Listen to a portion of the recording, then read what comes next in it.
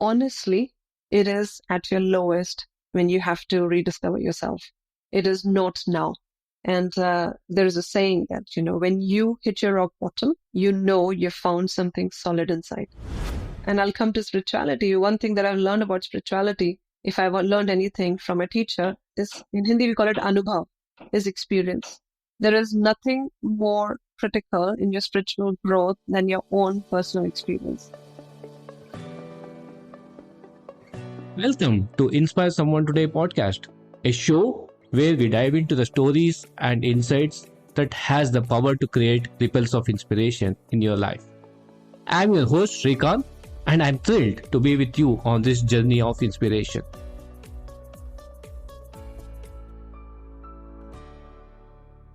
March 8th is celebrated as International Women's Day, and we here at Inspire Someone Today celebrate Women's Day every single day, bringing to you a Women's Day special of 4 women inspirers who have created card edge in their own journeys, in their own domains. It's an absolute joy and pleasure to have Charul Jaitly joining us for this edition of Inspire Someone Today. Charul is the co-founder and managing partner of Matiti Group.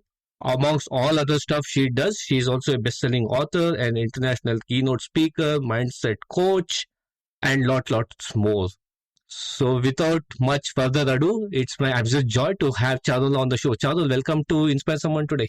Thank you, Shrikant. It's a pleasure being here. You've said a lot of things about me, but you've not said it all. And I can't wait to continue the conversation as we continue to unravel who I really am. We'll jump right in, Charul. Sure. How did this all begin? What was Charul's backstory? So, Shrikant, once again, thank you. I'm excited to, present my story through your platform to as many people as we can reach. Really, the purpose is to not just create awareness, but if there is a way that one can motivate even a single soul, I think it's all worth the while. And my story begins in a small town in the north of India, in Uttar Pradesh. That's a state, in a city called Kanpur. Humble beginnings, born in a small middle-class family, was this sick child who was physically always struggling with health issues from very young days, but was a very determined soul and was always super ambitious. When I was a little girl, I wanted to be first in my class. When I was playing a sport, I wanted to do the best I could. I wanted to learn more. I wanted to do more. I wanted to travel more.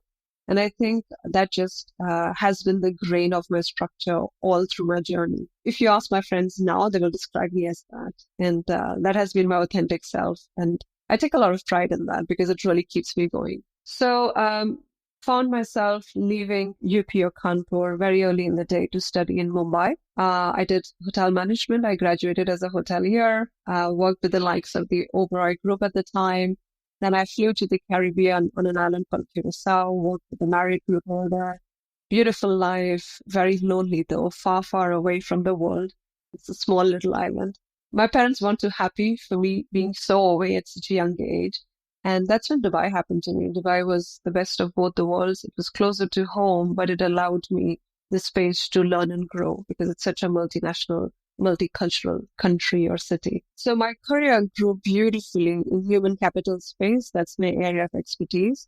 I was up until 2017 till I continued in my corporate role in my day job. I was the global head of human capital for a strategy consulting firm. So I was looking after their 42 country operations with around 16,000 staff, flew around the world, did beautiful things, learned together with the team. But there was always that authentic Charul who was trying to, shout out from within saying, hey, we've done this. What more? There's so much more you can achieve. What next? And the vision was very big. And to be honest, as much as I sound, all sorted and figured out right now, it is a journey. I had to go through my own upheavals. I had to go through my own commotion in my head and my heart to figure out what was right for me, because it's not easy to leave your very high paying, very plush day job to start your own business. But it's a choice one makes. I made that choice in 2017 when we founded Matiti Group. And yeah, everything else is history. So I'll take a pause here. Tell me which part of the story aligns with you and I'll elaborate more. tiny pieces of it. Let me kind of jump Okay. into the element of making choices, right? Yes. You did mention about having those humble beginnings, starting from the city of Kanpur to where you are today. And it's all about making choices. You uprooted yourself from that city to Mumbai and then to multiple locations. Yeah. How does all of this change come in? What has these changes made you to be as a person? Resilient, more grounded, more humble, more appreciative of the differences, more accepting of others. So, all in all, a more inclusive way of living and leading life. And I think that's beautiful because my journey has allowed me. And one does not necessarily have to hop on planes and continents to be in the place that I am. I think in today's day and age, with access to the social media content, to people, to influencers, one has that depth of information sitting in their living rooms, right? But what is critical in all of this is the willingness to go through that change. If you're not willing to make a choice, if you're not willing to expand your knowledge, and more than your knowledge, expand your understanding of life, then you can have all the access to whatever it is that you want and more, and not even, move the bar 1%. So I think I'll give myself the credit for wanting to or willing to take that risk, to make those tough choices, knowing very well, because, after a few choices that you make, you failed at some and you excelled at the others, right? So when you are now ready to make that third or the fifth or the 10th choice, you could be on this side of the bar or the other side, but you still have the courage to do what you know best without creating any negative impact, knowingly or unknowingly, on your surroundings, right? So if you do right by yourself, I think the outcome will surprise you. That's a good one, good call out. Doing right by yourself. And I'm sure along this journey, Charul, you had those inner talk, the inner chatter that would tell you saying that, Charul, this is not the path. I'm sure you're going to not succeed. How Yeah. did you handle those inner chatters? What came to your aid to manage those inner chatters? Now you've kind of pressed that nerve in my hand, right? Now, like, I just have to pour it out now, because the inner chatter or the inner chat or the inner dialogue, people call it in different names in different ways, right? It really is nothing but your higher self wanting to speak to you. And without going into the understanding of what higher self is and who we are and what's the difference, I don't want to get into that because that really requires a few more hours of discussion. But if you want to touch the tip of the iceberg, let me know and I'll speak about it. But the point of the matter is that we all know that there is an inner voice. Let's just call it inner voice for now. We all know that when we make a decision or when we have a thought, there is something that guides us. Now, when I was younger than who I am today, I did not listen to it. Not that I did not trust it, but my brain was supercharged. My brain was overpowering my day to day as well as every decisions that I was making, right? There's nothing wrong or right about it. I allowed my brain to take over. I allowed my brain to believe it has control over my life. And which is when I made some choices. I made some decisions along my journey over the last 18, 20 years. And I talk about it in the book, and we'll touch upon that, where I could have done better if I was more understanding of my heart as well as I was understanding of my brain. So, your mind and your heart are two entities that are given to us as tools, but I was only using one tool and I was, kind of mixing up the balance of scales, right? So I do not want to sound all righteous saying the inner voice guided me and I made the right choice and I was listening to it, because I wasn't. And that awareness came way later in my life. It came only 5, 6 years back, which is when I realized that my heart is also there and it's guiding me and giving me a different perspective to making a decision while my brain is giving a certain perspective. And I want to be very carefully, and nothing is right or wrong. They both are important. But it's like, when you make a corporate decision in an organization, if the CEO keeps saying what he has to say and keep implementing, it might not go well in the organization because, there are the board members, heads of the departments who have some say as well. And if you take everything into consideration, the decision will be very well rounded, right? So I'm using this analogy because I really want to emphasize both the pieces are very important. So yeah, it was 5, 6 years back, Shrikant. Long answer to your question, but when I understood that there was more to it than meets the eye in terms of me as Charul, every person is an individual, and I started to heed that advice. And in the workshops that I do around the subject, Shrikant, I explain it in a way that if you start doing yoga, let's say, if you're a gym going person, right, and you suddenly say, hey, my friends are doing yoga, I want to do yoga. Now, when you do yoga, your stretches and bends are different than what you do in a gym, right? So in the next few days after you start yoga, a certain muscle starts to hurt. And you're like, damn, I did not even know I had this muscle in my arm, right? And our intuition, our inner voice is like that muscle.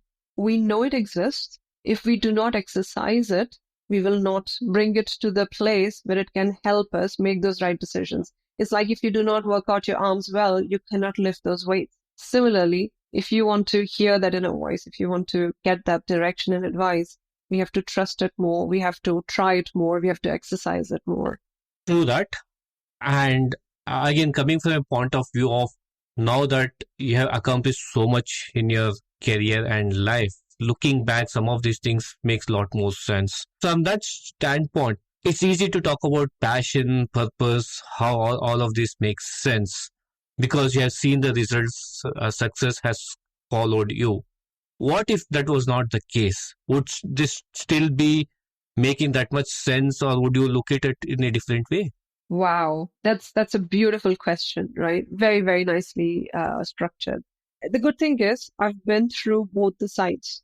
So I've been on this side of the coin and the other to respond to that. So thank you for the question. It was not too long back, just 4, 5 years back when I was really at my lowest. I was from every dimension of life, from my work life to my personal life to my physical life to my family life. My whole being was falling apart. And it's easier said than done to apply what I am applying now in my life and sing my beautiful story to the world saying, oh, this is how it's done.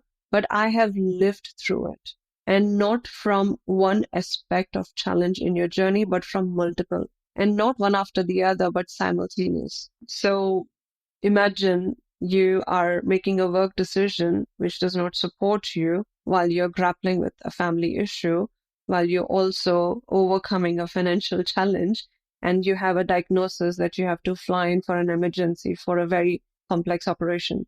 All of that just kind of like a whirlwind, and you do not know which way to fly, right? And you're just flowing in every direction, and life is just kind of beating you up every possible way, right? And honestly, it is at your lowest when you have to rediscover yourself. It is not now. And there is a saying that, when you hit your rock bottom, you've found something solid inside, because it's rock bottom, it's solid. So there's something solid down there, right? And leverage it to allow you to bounce back in life. And I think knowingly or very unknowingly, I found my rock bottom. And with the grace of my teacher, my guru, and all the guidance I received, I was able to bounce back in a way that I continued to surprise myself. I really rediscovered myself. But the good thing is that allowed me to find and understand myself better, that I can be so much more powerful than who I really think I am. So yeah, it's been a journey. Yeah. That takes a strong-willed person to kind of know what the rock bottom is and to kind of bounce back or bounce forward from that particular place. Were there any specific activities that you did, specific advice that you received that worked in your favor? How did you sense that was a rock bottom? Mm-hmm. And two, what did you make in order to move away from that strata to a different strata? Okay, I did not sit and strategize all of this. I did not have the time. I did not have the energy. And to be honest, I was so confused in my head to sit and configure my life. And that's the honest, naked, brutal truth. And I don't want to sugarcoat it because then I'm misleading the listeners, right? I knew I had to fix it, right? I knew something was not working out. How to go about it, I did not know. And, a lot of people who talk about mental health and well-being and whatnot, they say, oh, focus on the why, don't worry about the how. And that's, in a way, from a strategy perspective, very good. but it is the how where most of us get stuck, right? How did you do it? How did it happen? How did you think about it? And the answer is, I did not. As much as I did not. So there are a few things, right? And listen to me with a very open heart, because, I am a very left brain person as well. And we spoke about the heart and the inner voice. I'm going to touch upon those elements because they are critical. They're crucial for your overall well-being, right? What happened when I was going through all of that is, one was somewhere an awareness came that I was not doing something right with my life. That somewhere my life needed a course correction, which is why a lot was falling apart in my life. So that awareness came, so I understood why it was happening. What to do about it, how to go about it, I did not know. What I started to do was I started to seek help and guidance, which was not my true self, because I always believed I have it all figured out. Super ambitious, highly charged girl, right? I was like, no, I need help. So I had to ask for some kind of an assistance. The third thing was I had to prepare myself. So if everything is falling apart around me and I try to give in, it's like, when you have a tornado and you don't hold on to something, it will take you with it, right? And then you will go where the wind goes. So the long answer to your question is, I had to find my anchor. I had to find something that I can hold on to when the storm was blowing me apart, right? And that anchor came to me in a few forms. Or let's say the anchor continued to grow stronger and stronger as my awareness became better. So awareness really was the start of it. When I became aware, I knew I had to do something about it. So I started seeking help and guidance. When awareness came and the knowing of, seeking guidance and assistance came in, the solutions started to appear. And the solutions came in the form of my spiritual teacher. I got connected to him. I got connected to certain modalities of healing, which enabled me to come out of my physical problems. More importantly than anything else was my inner state. I was in such a low state, Shrikant, that no matter, I don't know, the Queen Elizabeth landed with a Kohinoor in her hand, and I would sit and criticize that too, right? I was just in a state where I could not be appreciative of what was happening around me. And if it's okay, I want to very quickly touch upon, what happened in 2021, which was my aha moment, right? So 2015, I was going through a lot of medical crisis, and I found myself running to India for a last-minute surgery. It was a very complex surgery, and they cut my stomach open like a book. I was in for like 6-7 hours. I was, I was at my lowest self, like I was saying. I was feeling like a victim. I could not stop crying, cursing myself, my life, my fate, my family, my decisions. It was a very difficult time. I came out of that surgery. They put me on steroids and whatnot to recover. I put on so much of weight. I started looking and feeling like a different person. And then, all the things that I spoke about in terms of anchor, in terms of finding my spiritual guru, who's known by the name of Mithridhavashreeji, they all appeared and, they started to fix me up bit by bit. But my challenges did not end. 2021, when I thought my health was getting better, a diagnosis came, and it was much more scarier than what it was in 2015. And again, we found ourselves packing our bags. And this time, the diagnosis looked so bad, I thought, this is it. I might not ever come back. So I landed in Mumbai, and within 48 hours, I was in the OT. And this time, it took almost 9 hours long surgery. But the difference this time was I was prepared to go through it. I did not go into the OT crying and yelling and cursing my fate on myself. There was a knowing, there was an awareness that if this is happening to me, this is my experience to complete. This is my learning to finish. And when I came out of that operation, Shrikant, because I was sedated for so long, it was almost 36 hours before I woke up, right? And my husband was with me. It was through COVID time, so the family could not visit. It was just the two of us. And, he was getting very emotional. And I remember telling him, if my God, my teacher, my life loves me, how much I know they love me, and they're putting me through this, then I know there will be beautiful surprises for me in the near future. And somewhere I know, and I've quoted this a few times, that was my aha moment. That was like, okay, stamped, she's finished her learning. Okay, carry on. And that's when the floodgates opened, right? And the crown came in less than 45, 50 days. And the first book came, the second and the third. And, my public speaking, which I was attempting to, promote, it just excelled in the direction that I could not have fathomed. And life started to blossom around me. So a bit of a long answer, sharing of an experience and an episode in my life, but I think it's important because those are the things that shape us and make us who we are. And that was my aha moment. A font. I think as you're sharing this particular story, 2 or 3 things that you kept repeating, I want to kind of go a little deeper onto that. Nowhere did I hear you mention about why me? Why did it happen to me? I think it's so easy when things like this happen to play the victim card. I didn't sense you playing the victim card at all through that entire journey that you just narrated. Second piece that you spoke about is anchors. Would love to know what those anchors are if you're okay to share it with the listeners out here. How did that anchors play a role?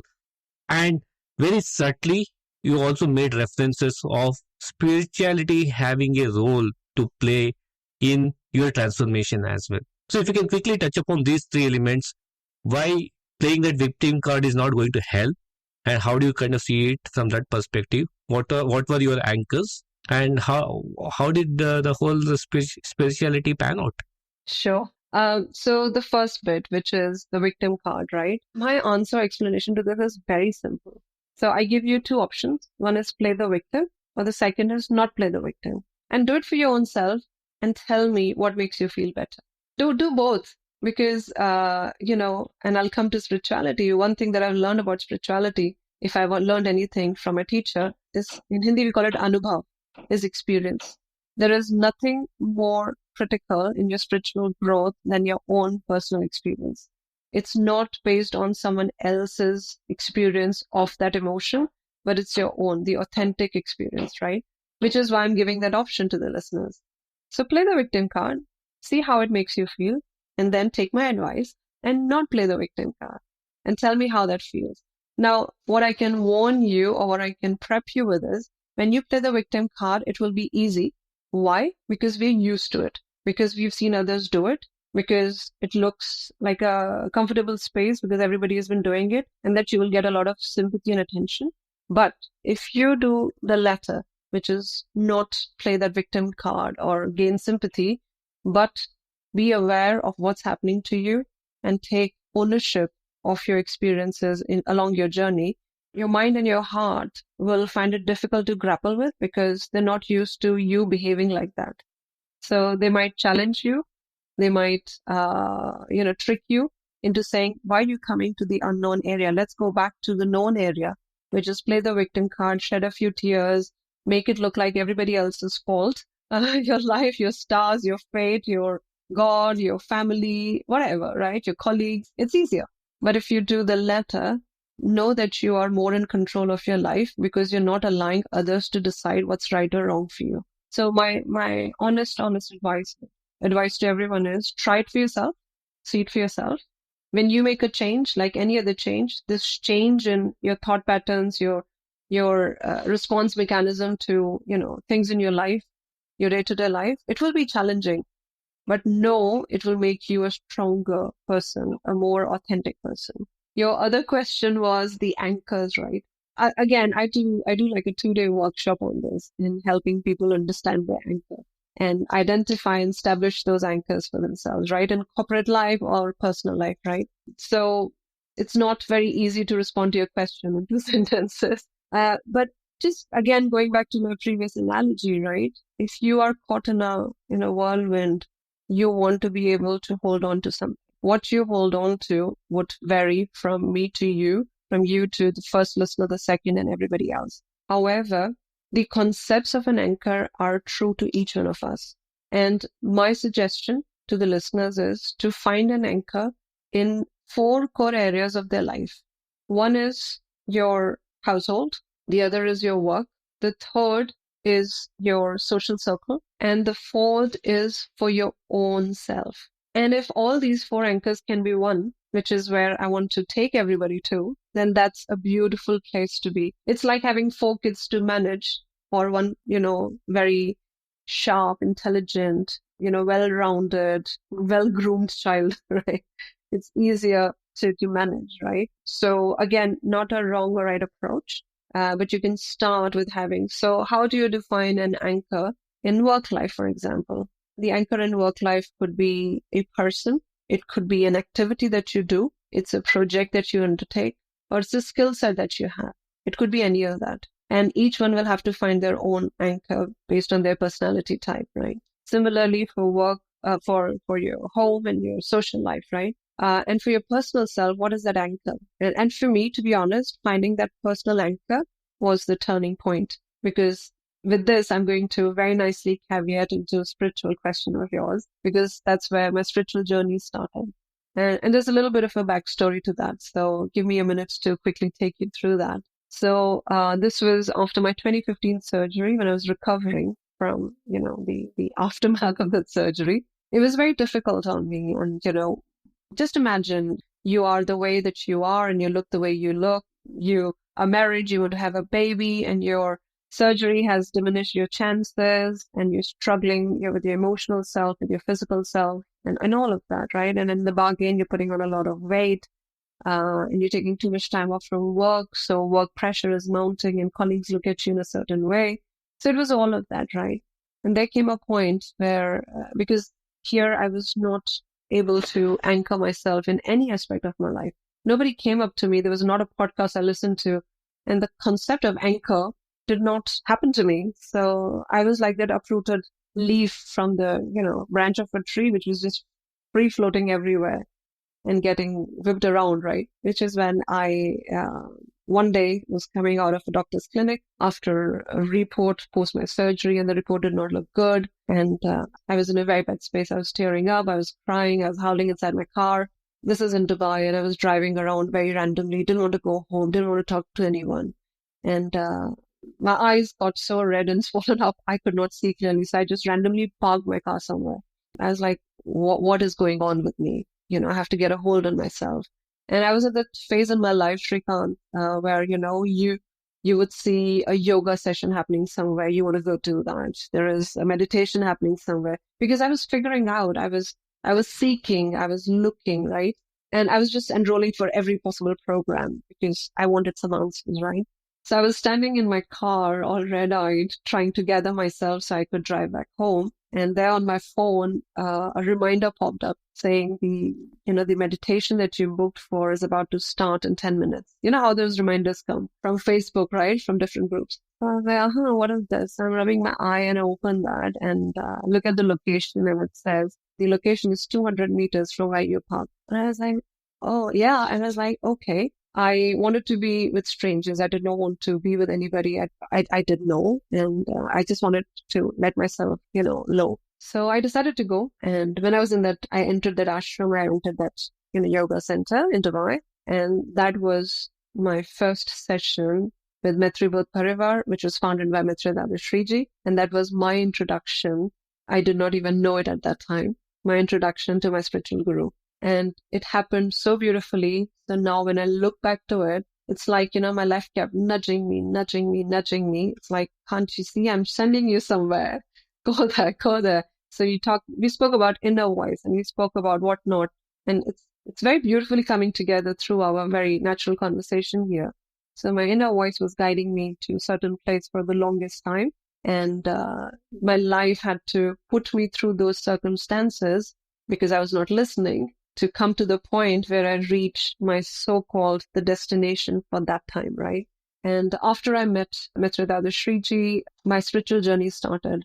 And I want to be cognizant of, how we package spirituality, how I packaged my teacher here, because there's a lot of misunderstanding around this. And to be honest, when I started my journey, I had many questions. I came out of that session never wanting to go back again, because my brain was challenging me to another level. It's like, are you so desperate that you want to do this? And what good would this do to you? Because again, going back to those two elements, right? We have given this so much of power that it wants to tell us this does not exist. Nada. It's dead. But I'm telling my brain, no, it exists. I want to awaken this. And if I want to do that, my brain is saying, no, how can you do that? I'm in power, right? So we have to kind of overcome that battle. And very, very briefly, what I've understood, if I've understood anything about spirituality, is Of course, it transcends religion, gender, nationality, culture, all of that we know. But it really is awakening your heart, awakening your true self, finding a balance between your logical mind and your, natural inner self, and understanding life based on your own experience. Anubhav, that is the bottom line. Wow. I think in that short duration, you touched upon so many different elements of it. And these are all serendipitous moments, isn't it? We have had so many conversations on the podcast where we have discussed this with a lot of the guests. Is you can always connect the dots backwards. You don't know why something happens when it happens, but in retrospect, when you think about some of these things, oh, this happened for a reason. And some of the stuff that you mentioned is exactly that. Thank you for being very authentic and vulnerable in sharing some of those personal moments here, because it means a lot when you're hit that rock bottom, like you said. Watch out for those cues. The cues are there. It's just that we play the victim cards that we don't get to see those cues. Right? It's just that we don't believe, like you beautifully said, Anubhav, the experience. You are kind of designed to experience in a certain way. You're not challenging yourself to experience in any other way. Yes. So Yes. these are some of those moments, isn't it? Oh, believe me, yes. And I'm only touching the tip of the iceberg with few of those experiences, right? And I want you to, when you're ready, lead into the book where I can talk more about it, because that is my gift to whoever would read it. It's me literally spelling my life out in the simplest way I can. We'll get there. Before that, like Sure. I said, we are celebrating this month as Women's Day celebrations. Yes. And one of the stuff that I have been asking a lot of our women inspirers coming on the show is breaking taboos. In the career that you have had so far, what are the myths that you had to kind of deal with, and how did you overcome? So people who know me. I like to go with the flow, right? So there was no preparation per se for this podcast as well. So when you said the two that kind of come out now are top of the chart right now, and they might be different on a different day, right? But today, what I can think of is breaking the taboo around perception versus reality, because perception can be very, very subjective, and I'm trying to put it across from the context of work life as well as personal life. So let's say a young girl from middle class family from a small town in India who's not traveled to X number of countries or whatever, holds a master's from the UK, is the youngest member in the leadership sitting in, boardroom in Dubai. When you walk into that room, with the stares and the glances you get that you're being judged. You know that. And one thing or one way of dealing with that is pretending to be somebody else, if you know where I'm going. That, no, I'm better. No, I'm good. No, I can do this. When you get into that vicious circle of pretension, it's a downward spiral, right? The other is being your authentic self, which is very hard because you have to break the molds in the eyes of people who are already looking at you in a certain way. But the good thing is they don't mean unwell.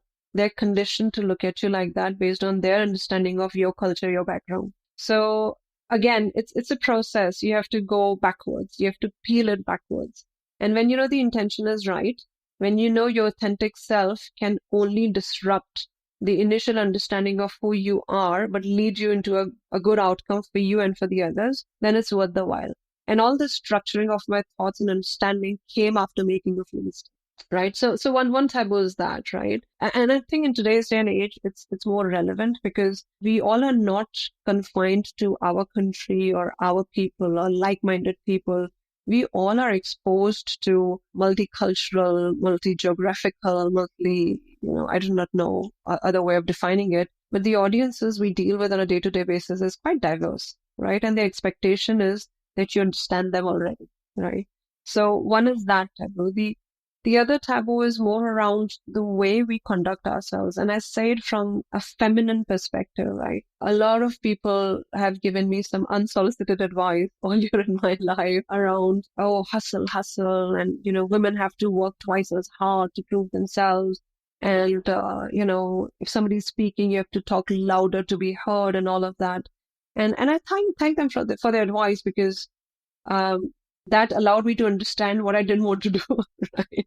So when I talk about taboos around that, what I have learned is, when we rush through things, it only gives us a perception that we are going faster, right? So rushing will only make you feel that you're going faster. It's just an illusion we create for ourselves. The taboo that I want to break, in the mindset of women especially, is please follow your pace.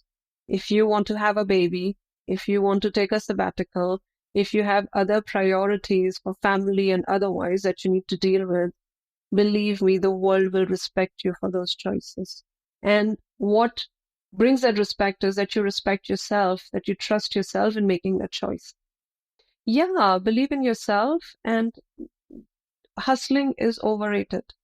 In fact, if in a day you can find 20 minutes to be by yourself, go inside. Believe me, you will find more beautiful and clearer answers than by rushing and hustling. So no good or bad way. This is the way I've figured myself out. I've seen a lot of people benefit from it who I've advised and coached. So this is my advice, right? Let's break those taboos around working, 28 hours in a day, or hustle, or as a woman, you have to work twice as hard or longer hours. No, be your authentic self, believe in your decisions, slow down if you may, go in, inside and get those answers that you seek, rather than rush to find other person's rendition of the answers that you need. Beautiful. And the good part of this is it's coming from a space of you experiencing it yourself. And now you're in charge. As part of Matiti Group, you can make a lot of these things happen for your colleagues, for your employees. So how are you now wearing the CEO hat? What are you doing, or what is your plan to break some of these taboos? Wow. You're doing a fab job. Let me just give you credit for that. You're kind of navigating the conversation beautifully, and some very, very interesting and witty questions. So when we started Matiti Group, so I will not take the full credit for it. It is me and my partner, my husband. We started the business together. And I think I need to write a book on that, how couples start a business together, because it's been quite an interesting ride, to say the least. So what we wanted to do was, when we're setting up the business, was we wanted to leverage our authentic skills and experiences. So when we set up Matiti Group, we started as a consulting firm. Now we are 4 verticals strong. In Shrikant, we have Matiti People, which is dedicated to people services. So we do a lot of interesting work around leadership coaching, leadership alignment, culture alignment, mental health, employee well-being, navigating HR through mergers and acquisitions. International keynotes happen through that. We do very bespoke work around gender equality, diversity, and inclusion in organizations. So if you see, all the topics that I'm talking about through people are the areas where I knew when I was on the other side of the table, there were gaps. So nobody spoke about mental health. The taboos around, gender equality and diversity and inclusivity. So I'm bringing all those discussions to the table. Organizations which are mature, who are already having those discussions, I help them navigate through my coaching and my workshops to, kind of advance that agenda within their organization, each at their own pace, right? And then is awareness around my journey and kind of creating any inspiration that I can for anybody who needs it, is where all the work around the podcasts, the content that I create and publish, the books that I'm publishing is happening through that. Matiti People is focused on all of that. We have Matiti Green, which is our sustainability app.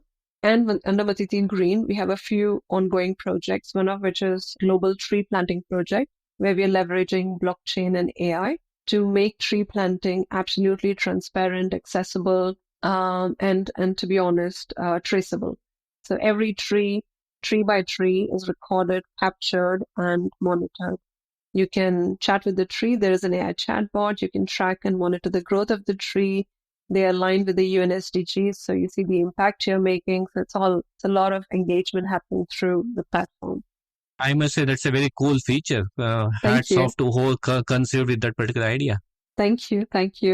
And then we have Matiti Capital, which is our trade financing arm managed by my partner. And we have Matiti Tech, where we do a lot of interesting work around technology, which is focused on AI and blockchain. So going back to your question, right, as a founder of the business, one, why did I even want to do this? Leave a high paying job and do this is because you wanted to, at a personal level, leave a legacy behind, create something that people could benefit from. And on a professional level, it is more about doing something that is a gap through the years of work that you have done in your past. We are continuing our conversation with best-selling author, international keynote speaker, mindset coach, Charul Jaitly. We are here with the Power of Three round. The first of the Power of Three round question, Charul, to you is, what are the three advice that you would provide to your older self?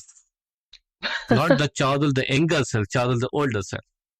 Nothing is permanent. Let the life flow. It will get better. Do not let the world tell you who you should become. Be authentic for your own self. 3, every bad day passes. It's not, for lack of a better word, it's not the end of the world, but really go through the change because it will only let you become stronger than who you really are.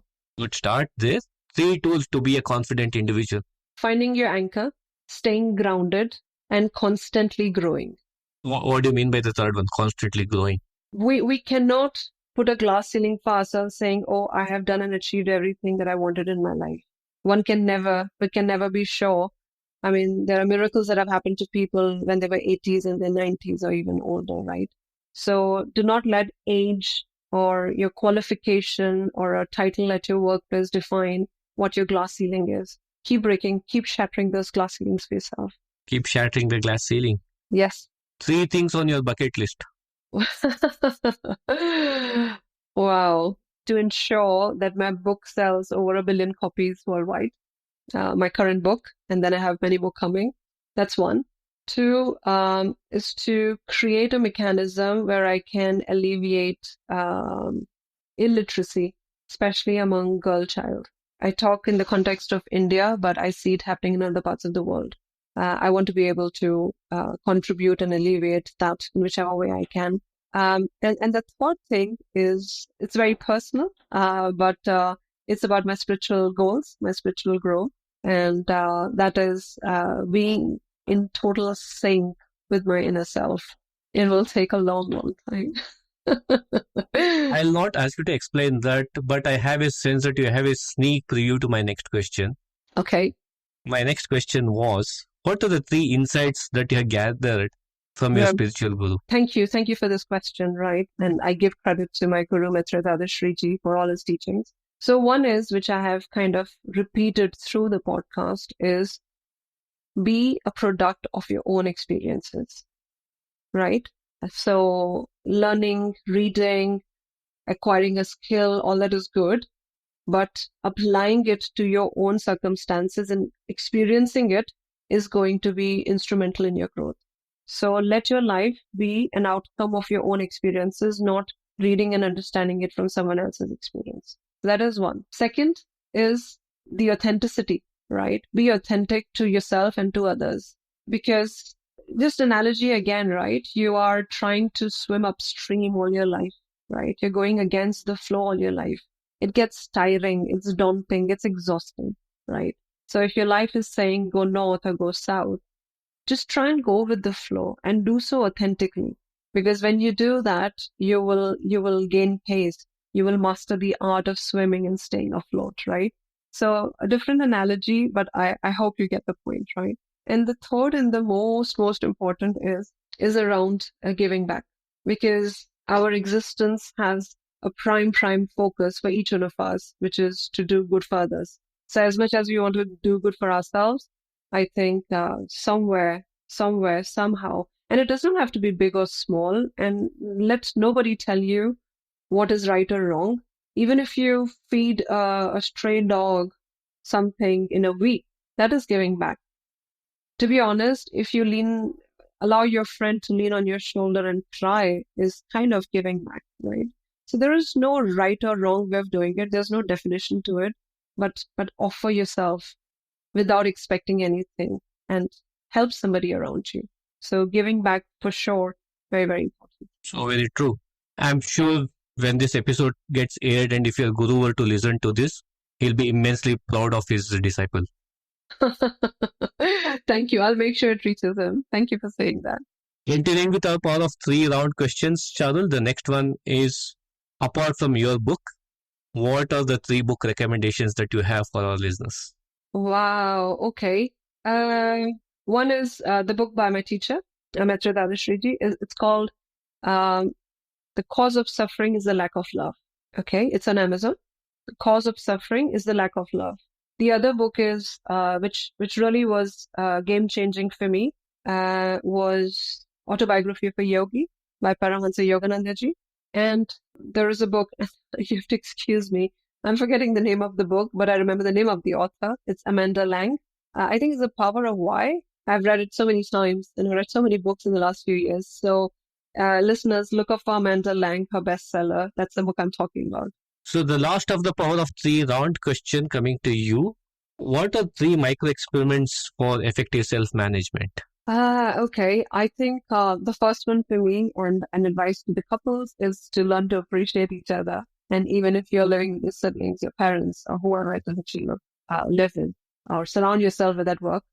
And I say that, right? It's you're never too nice or never too important to be nice to others, right? So be nice to others. The other important thing is around appreciation. Oh, the first one was that. Second one, I would say, is around your overall well-being, what you eat, how you take care of yourself. So the food you eat, the amount of hours you sleep, the water you intake, and most importantly, the time you spend with yourself. So find those 10 minutes. Do not have to find a cave and leave your life to meditate, right? You can do that in your bed while your spouse or your kids are sleeping. 5 minutes, 7 minutes, 10 minutes, whatever works for whoever. Find that time for your own self. And the third and more important thing is, and I've said this before, is continue to grow. And, I'm reminded of that picture, when you have all those sharp pencils, right? And there is a pencil which has been completely used and it's completely lost its edge. So the saying goes, if you are too sharp, then you have not been used enough, something in those lines. The point is, if you look not too sharp every day, and that requires you to learn a new thing and hustle a bit, then that's okay. If you see people, traveling the places on social media, having great Christmas holidays and eating expensive dinners, that's fine. You're only seeing one side of their life. Do not let that bog you down. If you're having a low day, if you're feeling burnt out, that's fine because you're paving your own path. You're creating a story for your own self. So go through that emotion, go through that challenge, but continue to work on yourself. Nice. That's why this is called as micro experiments. Yeah. That small appreciation, those 7 minutes time with yourself, that small little investment in your own growth is all it takes for one to kind of grow, take care of the self-management. Yes. So moving on, we did touch upon a couple of times about your multiple hats that you're wearing. One such hat is you being an author. Yes. And acclaimed at it, I would say. So tell us a bit about what is eye to eye with I. That's a very catchy phrase, I must say. So tell us a bit about eye to eye with I. Sure. So eye to eye with I, very quickly, is a personal project, is a spiritual project, and it's me kind of ticking that third box, the 3 things which are in my bucket list, which is paying it forward, leaving a legacy, doing something for others. So this is my effort in doing that, right? And somebody was asking me in a different podcast the other day, right? That, when you talk to leaders in an organization, they perhaps hear the word spirituality and they want to run out of the room, right? Because there is a certain stigma attached to it, the way it has been packaged in the past. And I was like, they have no escape from me. If they do not want to hear it from me, I will give them a book. If they don't want to read it in the book, they'll hear my podcast on Spotify. If they don't want to do that, my article will come in a newspaper. So, and it's like the GPS on a phone, right? If you put a location, there's not a single way to get there. If you take a detour, you go take a left more or right more, I will make sure you come back to it, right? So the purpose of the book really was to be as vulnerable as possible. Not that I wanted to do it, because my life showed me so many flavors and emotions and learnings in my journey. I wanted to package it in a way that it serves as a beacon of light in whichever way it can to anybody who needs, to light their path in whichever way, right? And when I started thinking about the book, it actually happened after I won the crown, right? So after I became Mrs. UAE International in 2021, I got invited by two publishers to contribute my story in their books as a chapter. And I always had this inner urge to write my story. But I think I needed a nudge, and the universe presented me with an opportunity. So I wrote those two different chapters for those two publishers, and I received a lot of good feedback about that writing, which then encouraged me to write more. So what happened was, and again, I'll go back very, very gently towards my spiritual journey, is I was going through a lot of experiences, like the few that I shared earlier in the call, right? And what I was doing was, wherever I was experiencing those, I was making a note of that. Sometimes it was a WhatsApp to myself. Sometimes it was a voice note. Sometimes I was making a Word document. I was just parking my experiences here and there.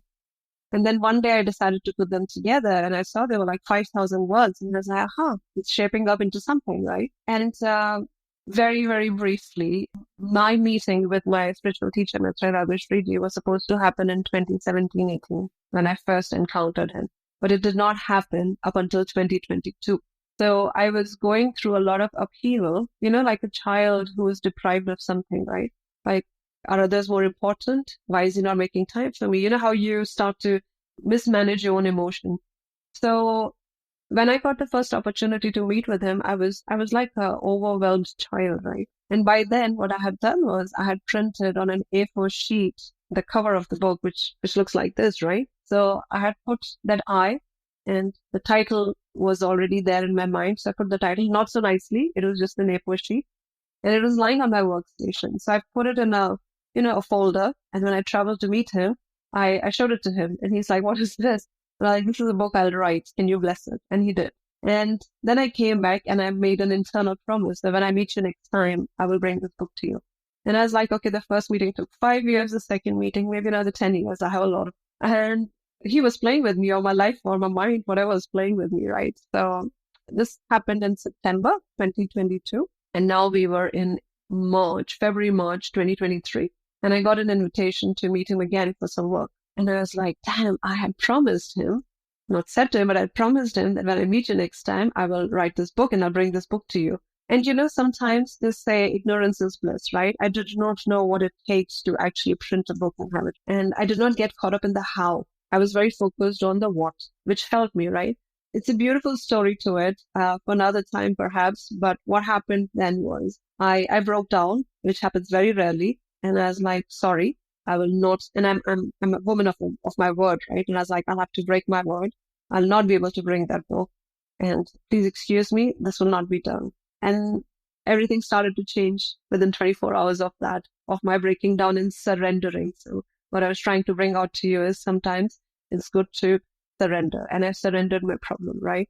And then the universe in very miraculous ways helped me. So the next day I got a call from a friend who was going to a book workshop by a publisher, a renowned publisher. And she's like, I know you've been wanting to write a book. Do you want to come? And I was like, yeah, I'm not doing much. And I'm actually hurting when it comes to book and writing. So I just went with her. The publishers, I've done this and we have published those many books. And very sheepishly, I raised my hand. I was like, I have a question for you. They're like, yeah, go for it. I was like, I want to write this book in 7 days. Can you help me? And they looked at me in a way I don't want to explain, but they accepted the challenge. They're like, if you write the book, we will help you publish it. Everything else is history. So I came back home that night and I decided that I'll write. And Shrikant, this book is around 55,000 words, 60,000 words, and it came out in 3 days. Without saying much, I want the listeners to take away what they can from this. Is it resilience? Is it agility? Is it surrender? Is it believing in things that do not meet the eye, perhaps, right? In the universe, in energies, whatever it is, take away what they want, but know that there is so much more than what we understand of life, right? So that's a little story behind the book. And the book really is, like it says, eye to eye with eye. And this was my learning for myself, right? How am I looking at myself when I'm going through troubles? Or how am I looking, and again, the victim card, or which way am I looking at my life, my problems, my challenges? So am I seeing myself eye to eye with myself in the way that I want the world to see me, right? So this book is my story, my narration, and my guide or tool book for others to benefit from. And here it comes out. And this book is available on Amazon. It's available on Amazon worldwide. Well, after having all of those things, I dare to ask this, but nevertheless, I will ask you, what's next for Charul? Wow. Look, I've always told you I keep upping the bar for myself, right? But then what's next is a few things, but one which really is from my heart, and something which I've been dreaming of, me and my partner have been dreaming of for a while, is setting up our foundation.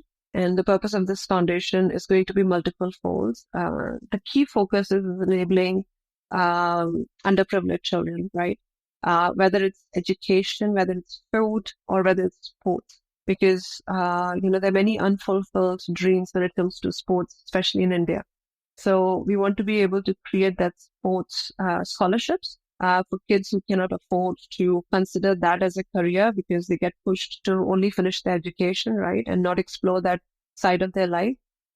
My personal passion is, of course, girl child, to enable suitable schooling or minimum schooling for girl child in India and in other parts of the world where, kids are not privileged to receive this basic rights.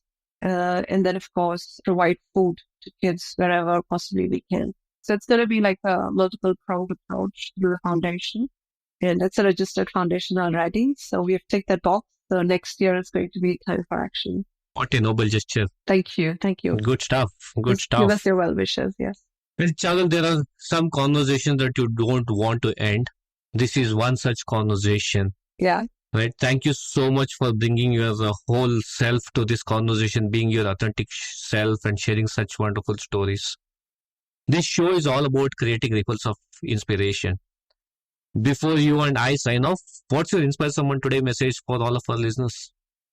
Everything that I've said through the last 1 hour, 15 minutes that we've spoken is all around failing and learning and rising again and, experiencing life, right? So I just want to say, failing is going to be a part of your journey. So failing is a part of learning. It's not an end in itself. So take failing as a part of learning, learn from it and bounce back. And I think if you learn the art or, understand the trick behind what life is trying to put in front of you, you will emerge stronger. And while you do so, always remember to lend that hand to somebody who you see is sinking. Because when I was sinking, I struggled to stay afloat and look for a hand, and I could not find it, which is when I think my master appeared. But let's help each other in whichever way we can. So do not feel scared of hardships. And if anybody can say this, I can say with an open heart, if there was no hardship that I'd gone through, you will not be interested in talking to me. I'll have no story to tell. It will not make me the person who I've become. So know that life is pushing you, nudging you to become a better person. So just go through that. Enjoy the flow, enjoy the ride. Don't give in. And always offer that hand to anybody who needs. Absolutely. Life is all about pushes and nudges. That's what creates a masterpiece. Yes. And as you create the masterpiece, do not forget to pay it forward.